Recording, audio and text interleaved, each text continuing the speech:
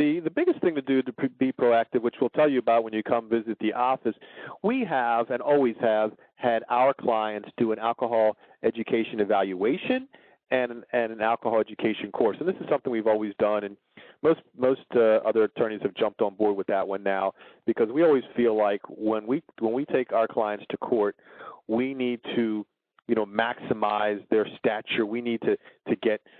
positive cash flow, if you will, in their bank, so to speak, when they get before that judge. Obviously, that's where the rubber meets the road in front of the judge, and the judge needs to feel as if the client is somewhat contrite, that he or she realizes that they've made a mistake and they are making amends. One of the best ways to do that is to have an evaluation done of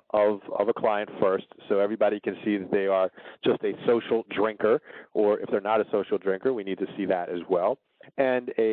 some sort of social education program so they understand that drinking and driving is in fact a bad thing and causes bad things to happen. Doing this before one goes to court is an extremely wise idea, because most judges will require you to do it anyway, so one looks far, far better walking in saying, I recognize I've done wrong and I've done this already to fix it. Now, having said that to you, many people will say, well, aren't I giving in or admitting my guilt when I do such a thing? And the answer is no,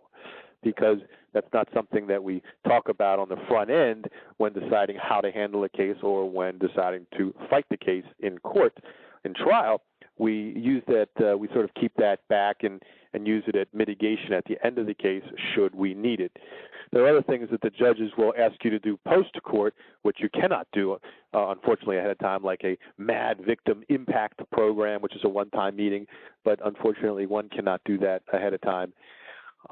Sometimes they'll ask you to do, on rare occasions, community service,